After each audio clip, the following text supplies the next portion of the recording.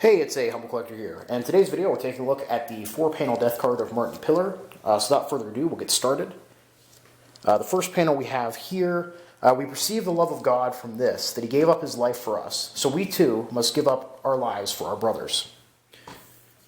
And moving to the interior of the card here, in prayerful memory of the young man Martin Pillar, a farmer's son of Håkon, Obergefreiter in an infantry regiment, participant in Poland, France, and Russia, who died a heroic death for his fatherland on February 10th, 1942, in the fighting in the East at the age of 26. Now, unfortunately, I was not able to find a casualty record, really much information on Martin.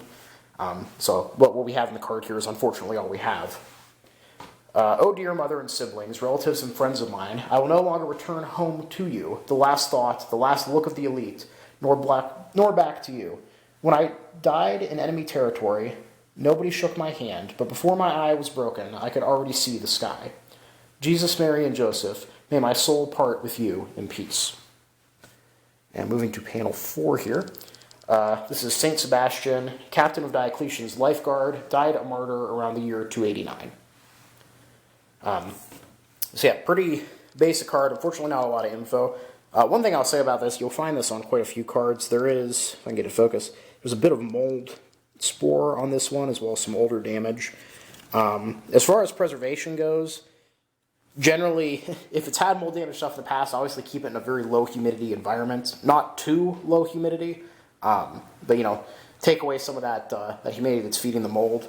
Also, with not just paper items, but just anything in general that you think might have mold on it, you can actually put it in the freezer for a while, and that will kind of kill the mold, or at least put it kind of in a hibernation, and it won't spread further unless it gets exposed to high humidity again.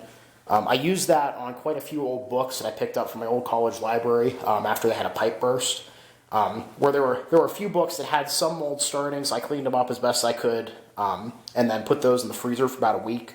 And I've had them for a couple years now, and the mold hasn't spread or gotten any worse.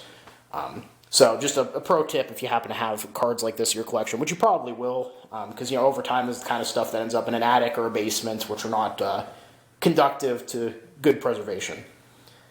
So yeah, just a little bit of a tip from me. I'd be curious to hear if anybody has any other tips and tricks as far as conservation goes.